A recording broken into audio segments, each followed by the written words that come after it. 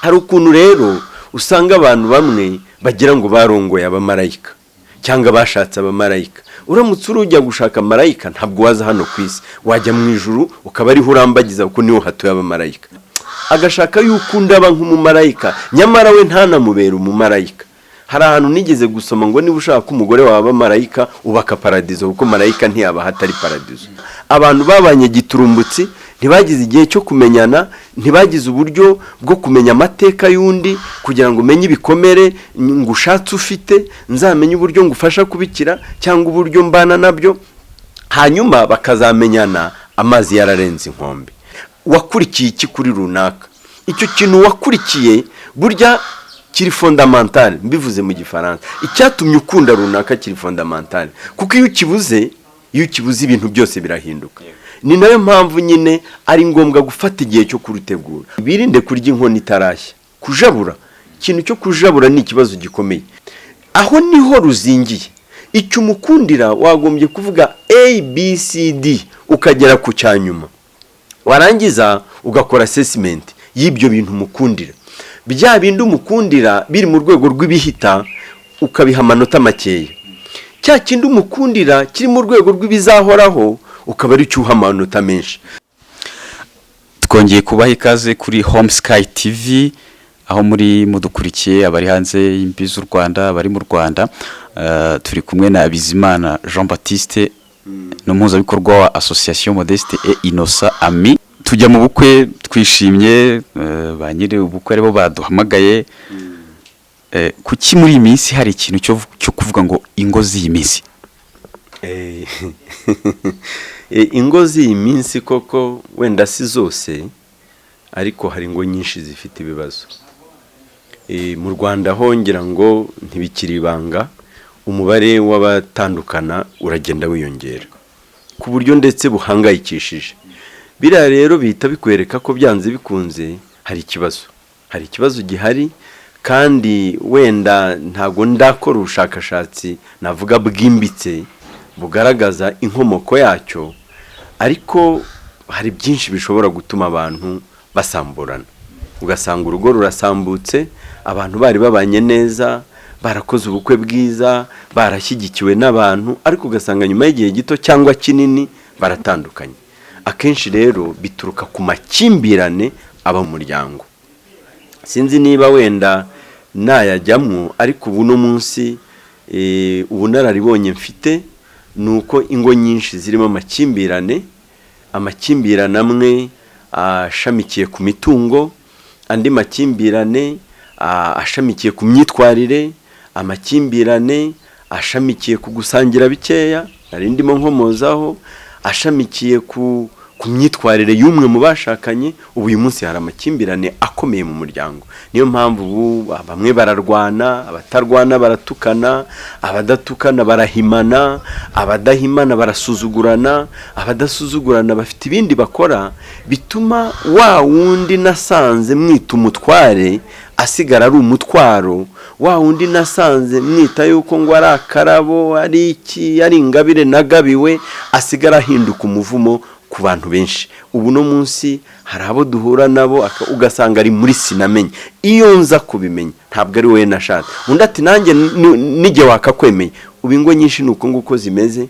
Ntabwo nzi wenda niba turi bujye muho bikomoka, ariko ingo koko zifite ibibazo, ingo ziri mu makimbirane, kandi rero ni ikibazo no ku muryango nyarwanda muri rusange. Tubikomojeho se mwavuga ko biterwa n'iki? Ni nk'izihe ngero wenda z'ibintu bigaragara nakwita biri rusange, nubwo wenda urugo rushobora kugira amakimbirane yarwo, ariko ni nk'ibihe bintu byaba biri rusange bituma umubare w'ingo zitandukana ugenda uzamuka muri mezi? Nigeze kubabwira ko ntabwo nzi niba nabikomojeho, ariko reka mvuge ko urugo ari nk'umushinga. Buri umushinga, iyi mishinga ubona natwe dukora ibamo ibyiciro.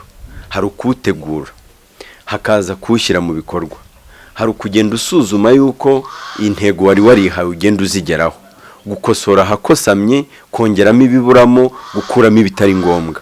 Uko nguko niko abantu bacunga umushinga. Burya n'urugo ni umushinga. Hari ukurutegura, hanyuma ukarwubaka, hanyuma ukagenda urwubakira. Urumva hari ukurutegura, kurwubaka no kugenda urwubakira.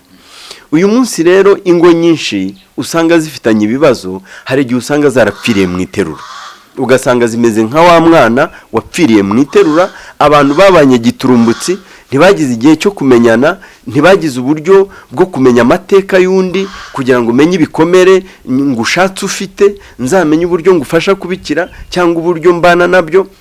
Hanyuma bakazamenyana amazi yararenze inkombe. Bamenyana amazi yararenze inkombe, hakurikiraho iki? Gushihurana iyo umwe atisha undi cyangwa ngo amumugaze, wabonye ko birangira batandukanye. No, hari amakimbirane ari mu ngo ariko usanga akomoka mu itegurwa rya rwa rugo. Fiançailles yagenze gute? Abantu barambagijanyije gute? Bamenyanye gute? Wakurikiye iki kuri runaka?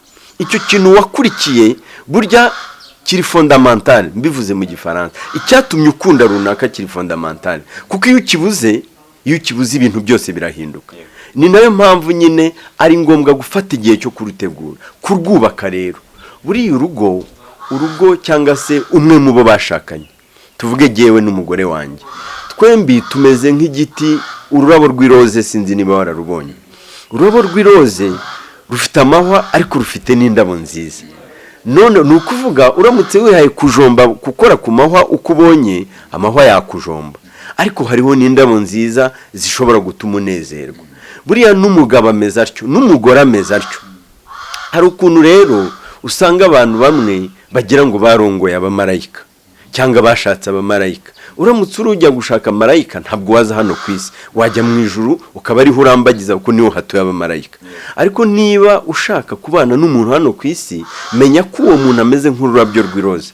Nibyo afite amahwa ajyanye n'intege nke ze, n'ingeso ze, n'amateka ye, n'ingusho ye, ariko afite na za ndabyo z'iroza. Afite ibyiza, afite indangagaciro, afite karite, afite ibintu wakunda. Rero hari ukuntu abantu bamwe bashaka nyine batoroherana, agashaka yuko undi aba nk'umumarayika, nyamara we ntanamubera umumarayika. Hari ahantu nigeze gusoma ngo niba ushaka umugore wawe marayika, ubaka paradizo, kuko marayika ntiyaba hatari paradizo. Icyo nacyo rero kutoroherana, gusuzugurana, mbona ari imwe mu ntandaro z'amakimbirane amwe mbona. Hari ikindi rero cyitwa inyota idakama y'imibereho myiza, gushaka kubaho nk'uko kwa runaka babayeho. Hari abagore benshi usanga basuzugura abagabo babo kubera yuko ngo umugore wa runaka ngo yambaye igitenge gihenze, abandi bujuje inzu ihenze, undi ugasanga arashaka kubaho kuri modere y'abandi bantu. Iryo rari nabonye ari naryo rivamo gucana inyuma, aho umugore atanyurwa n'ibyo umugabo amuha, aho umugabo atanyurwa n'ibiri aho mu rugo, ugasanga arashaka gukururwa n'ibiri hanze. Ubwo urumva umushinga we kuwujera biranze, arashaka kujya kwica iy'abandi, kuko nta nubwo ari ugucunga iy'abandi. Icyo nacyo, iryo rari ryo kutanyurwa, mbona ari kimwe mu bintu bikomeye. Ariko hari n'ubuzima bugenda bukomera. Hari ubuzima bugenda bukomera, abantu bakena, abantu babaho nabi. Ibi nabyo ku bwanjye ntabwo ariyo mpamvu y'amakimbirane nyirizina, ariko nanone nanavuga yuko ari ibivumbikisho, ni inkwi ushobora kongera mu muriro ukarushaho kugurumana. Rero urumva hari ibyo bibazo byinshi. Hari ibibazo by'amateka, abantu barahura bagahura, tuvuga ari umwana wireze, ni umwana ubabaye ufite ibikomere by'amateka, ahuye n'undi ufite ibikomere by'amateka, bombi ntibakize. Ngaho mbwira ukuntu abo bantu bizagenda. Ibibaye byiza bakabona ubafasha cyangwa n'Imana ikabashyigikira, hari igihe bakirira hamwe bakagenda bakizanya. Ariko iyo byanze ni hahandi usanga bakomana amahembe, ugasanga ni ibibazo. Mu by'ukuri hari impamvu nyinshi zituma hariho amakimbirane mu miryango. Zimwe muri zo ndatekereza ko ari izo ngizo. Wenda twongeye kubikomozaho, ni nk'ibihe bintu by'ingenzi abarambagizanya bakwiye kwigana ubushishozi kugira ngo bizere ko bazagira urugo navuga ko ruhamye? Wenda mbere yo kugera ku barambagizanya, reka ngaruke ku kindi kintu cy'ingenzi. Nari navuze ko ari ngombwa gutegura urugo, ariko ni na ngombwa kurwubaka, kuko buriya abantu babana hari uburyo bagenda bamenyana ku buryo bwimbitse kurenza uko bari baziranye mbere. hari n'uburyo bagenda bavumbura ahantu hari ibyuho bakagenda babyica kugira ngo umwanzi atazabaseserera anyuze aho ngaho. Nibyo nita kubaka urugo, kwicara bakaganira. Usanga ubu no munsi abantu kubera ya mibereho navugaga batakigira umwanya wo kuba bari kumwe. Umwe aririrwa yiruka hariya, undi ariruka hariya, undi ari muri business, undi ari hehe, bagahura nimugoroba bananiwe, umwe atembagara undi atembagara, nta gihe gihagije cyo kuganira kuri wa mushinga. Bageze igihe cyo kuganira bawutegura, none implementation kuwushyira mu bikorwa birageze, nta gihe cyo kuganiraho. Kandi buriya umushinga uko wawuteguye hari igihe ugera kuri terrain ugasanga biranyuranye, bikagusaba kugenda uhindura, ugira ibyo wongeramo, ugira ibyo ukuramo, ugira abantu wigizayo, ugize abo winjizamo kugira ngo wa mushinga ugere ku ntego. Icyo nacyo usanga nta mbuga zikizitiye hagati y'abakundana bashakanye so kuganiraho ku bibazo byabo. Umwe yirirwa yiruka. Iki kintu twitanga iterambere, gushaka amafaranga, kugira gute, ku ruhande rumwe ni cyiza, ariko ku rundi ruhande kiri murimo bidusenyera. Nicyo nayo nibagiwe uti kurambagizanya rero abantu bite kuki. Ni bya bindi nyine abataliyani bise ngo amore more orere, ni amagambo asa nakurikiranye. Amore bivuga urukundo, more ni nk'umuco, imico karande, ore ni visage ni nk'ubwiza bw'inyuma, re ubundi res mu kilatini cyangwa re mu gitaliyani bivuga ibintu. Hari igihe rero abantu bagira gutya ugasanga mu kurambagiza bitaye ku kindi kitari icy'ingenzi. Ugasanga bitaye tuvuge kuri more ni ukuvuga ngo uyu muntu akomoka he, yarezwe ate, imico. Ni ngombwa, ibyo bintu ntabwo ari bibi, ibyo bintu ntabwo ari bibi, ariko si cyo cy'ingenzi cyo kubakiraho. Amavuko ntabwo ari cyo cy'ingenzi. Ugasanga undi ngo arasa neza, arakeye, afite uruhu rwiza, afite amataye. Ibyo nabyo ni byiza, simvuze ko ari bibi, ariko ibyo biri mu rwego rw'ibitaramba. Nubundi uko umuntu azagenda asaza, ya matama yatengeranaga azahubana, ya menyo bizaba ngombwa kavamo, ya maso hari igihe kizagera akatangira kurira injori nk'uko bajya babivuga. Hari ukuntu bya bintu wa mubiri wari umeze neza uzarekura, uzamujyana mu rugo nta nda yari afite, mu nda yari zeru, mu kanya gato cyane usanga iragera hariya. Ni ukuvuga ngo ibyo bintu ntabwo ari byo byo kubakiraho. Hari iyo rero by'ibyo kuvuga ngo atunze iki, akora iki, ibyo nabyo simvuze ko ari bibi, ariko ntabwo ari byo kubakiraho inzu ikomeye nk'urugo. Ni ukuvuga ngo rero ibyo byose byo ku ruhande ku bwanjye ni inyunganizi, ni ibindi ushobora kureberaho, ariko icy'ingenzi abarambagiza nabanza avuge ngo uyu mukobwa mbere na mbere ndamukunda, mukundira iki. Ubundi ibyo ni ibibazo umuntu yagombye kwibaza. Uyu mukobwa ndamukunda, indikateri cyangwa ikinyereka ko mukunda ni ikihe. Noneho mukundira iki, aho niho ruzingiye. Icyo umukundira wagombye kuvuga ABCD ukagera ku cyanyuma, warangiza ugakora assessment y'ibyo bintu mukundira. Bya bindi umukundira biri mu rwego rw'ibihita ukabiha amanota makeya, cya kindi umukundira kiri mu rwego rw'ibizahoraho ukaba ari cyuha amanota menshi, ku buryo niba bya bindi bitanahari cyo gihari, wa wundi urambagiza bitakubuza gutwara umugeni wawe, bitakubuza gusanga uwo ukunda cyangwa se umusore wawe ngo umusange, kubera yo aho rero nicyo ndimo mvuga. Abarambagizanya mbere na mbere nibafata umwanya uhagije, bamenyane nabo barambagizanya, kandi birinde kurya inkono itarashya. Kujabura, ikintu cyo kujabura ni ikibazo gikomeye, kuko kujabura ntibituma ubasha kumenya umuntu. Warenze tapi, hari ibintu utabonye. Ni nk'uko ushobora kugera gutyo ugafata ikibando ugasimbuka ukagwiriya, bivuze ko hari ibintu utazabona biri mu nzira, ukazabibona nyuma waramaze kugerayo, nta garuriro rigihari. Nibafata icyo gihe, bafata igihe cyo kubwizanya ukuri, bafata igihe cyo kubakana umushinga w'urugo, hanyuma nibarangiza babyumvikanye babone kubitangariza abandi babibafashemo. Niho ntekereza ko bizajya bibahira. HomeSky TV turi kuganira na Bizimana Jean Baptiste, ni umuhuzabikorwa wa Association Modeste et Innocent Ami. Ami ibyo byose mukorana n'imiryango, muhurana n'abantu bafite ibyo bibazo. Twibutsa abantu gukora like, share ndetse no gukanda kuri subscription no kukazogera kugira ngo mujye mubona ibiganiro byacu. Hanyuma umaze imyaka 16 mu rugo. Hari abantu bavuga ko uko iyo umugore amaze kubyara urukundo yahaga umugabo we bakiri abajene mariye rusa naho rugabanutse. Ibyo bintu warabibonye? Oya, buriya ngira ngo urukundo rumeze nk'ikibatsi cy'umuriro, ushobora gukongezaho amabuji atagira umubare kandi icyo kibatsi cy'umuriro ntikigabanuke. Icyo gihe nabonye ni kimwe, urumva uko mwari kumwe muri babiri, umwe abereyeho undi, ntabwo ariko bizakomeza igihe hajemo umwana umwe, babiri, batatu, bane. Wa mugore azagira igihe akugenera nk'umugabo, agire n'igihe agenera urubyaro. Igihinduka rero ntabwo ari ingano y'urukundo. Igihinduka jye navuga ni cya gihe yakoreshaga akwitaho. Ariko noneho igikomeye nuko wowe mugabo nawe uba wagombye kubimenya, kuko abo bana ntibagombye kuza ari abakeba. Abo bana ni inyungu z'umushinga mwatangije mwembe. Ntago wagombye kubona kwishimira yuko mutangije umushinga utazunguka. Abagabo benshi babona abana nk'abakeba, kandi abana ni imbuto z'umushinga n'ubundi bari baratangiye. Ari nayo mpamvu nge mbona impamvu abantu banabitekereza gutyo ni iyihe. Nuko abagabo bamwe usanga bagereka akaguru ku kandi, ugasanga umutwaro wo kwita ku bana bawuhariye abagore babo. Aramutse afashije wa mugore kwita ku bana, niba ari kubamesera, niba ari ukubagaburira, niba ari ukubuhagira, bakabifatanya, byajya birangira vuba, hakaboneka na wa mwanya uhagije yumva yifuza wo kumwitaho.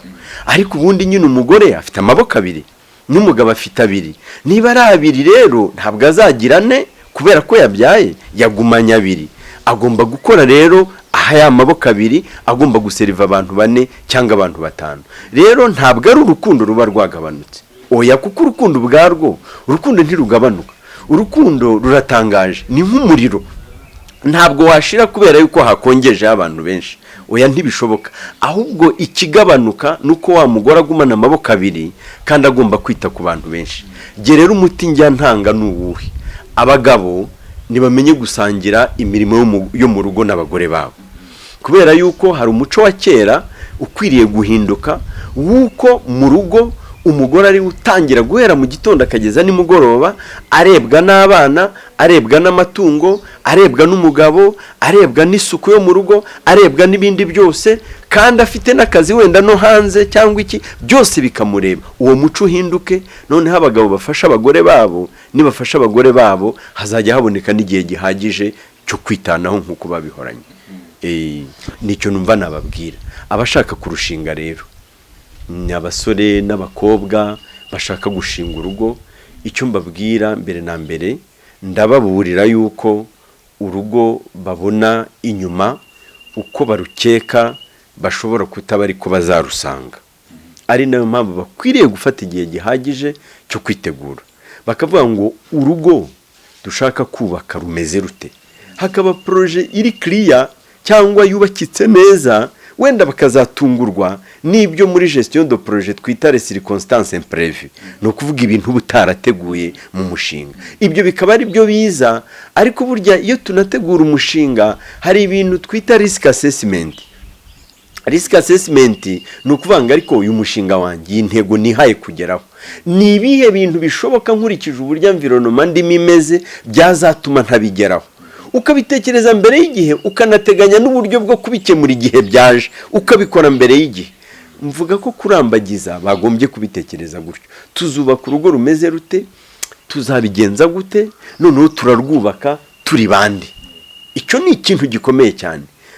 Hari urugo mushaka kubaka, ariko murarwubaka muri bande. Kuko buriya urugo uko rumeze uzabona rutekanye, barwana se, rwubatse neza, ni ishusho itibeshya y'imiturire y'abarugize.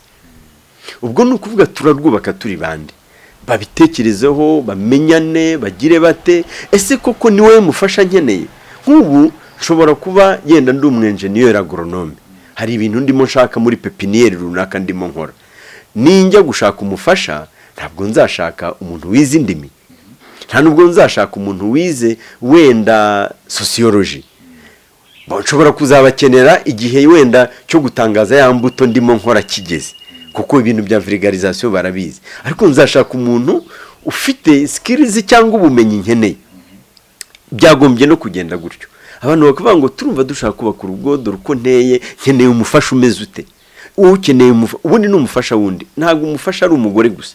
Ku bwanjye umugore n'umufasha w'umugabo, n'umugabo n'umufasha w'umugore rwose ku buryo bungana. Wagombye kuvuga uti rero nkeneye umufasha unkwiriye ameze ate. Nawe ukicara ukavuga uti ariko nkurikije uko niyizi, nuko nteye, n'ingusho yanjye, n'ibyo nshoboye n'ibinanira, umufasha unkwiriye ameze gute. Ku buryo wa muntu utazamuzana ngo usigare uvuga ngo iyo nza kubimenya. Ariyo mpamvu bakwiriye gufata igihe cyo kumenyana. Ibi bintu by'inkundo zo kuri Facebook no kuri Instagram na hehe simbyanze ko abantu bahahurira, ariko ibi ntangiriro ntihabariho, ntibibari ibyo ngibyo byo mu kirere bidafashe byo kureba amaseri n'amafilimi na hehe. Oya, bafata igihe nyacyo kandi babe serious mu bintu byabo rwose, bamenye ko ibi bintu byo kurambagizanya ari nako basambana. Jye niko mbyita rwose, ababyumva bambabarire. Ibintu bya copinage biriya bintu ntabwo ari byiza. Ni umuco wavuye i Burayi, aho abantu babanza kubana mu mageto n'ahandi hose cyangwa aho bacumbitse mbere yuko bakora mariage. Biriya bintu ni umuco wavuye ahandi, ariko uriya ni umuco mubi cyane, kuko bimunga bwa busabane mwari kuzagira uko mugenda muvumba, kuko ga ni icyaha twe no kubivuga, nubwo abantu bagenda bava ku Mana gahoro gahoro. Ariko nagira ngo mbabwire yuko byanze bikunze ikibi kitabura kuba ikibi, ngo nuko abantu benshi bagikora. Ikibi cyakorwa n'umuntu umwe, cyakorwa n'ijana, gikomeza kuba ikibi, kiguma ari kibi. Abantu nibifate muri uko kuntu, muri uwo mubano wabo bifate, bagira uburyo, bagira igihe cyo kuganira, bagira ingamba bafata. Ubundi rwose nababwira iki, nibashaka nibawunoza neza babane vuba, cyangwa se bamara igihe. Ariko icyo nshaka ni icyo ngicyo, ibi bintu byaza avance byo kubana mbere y'igihe, by'uburumbo ubona bwadutse uno munsi, igihe nuko nguko mbyita, babireke niba bashaka kuzaba abagabo no kubaka ingo nzima. Mwakoze cyane kuganira na HomeSky TV. Nanjye ndabashimiye.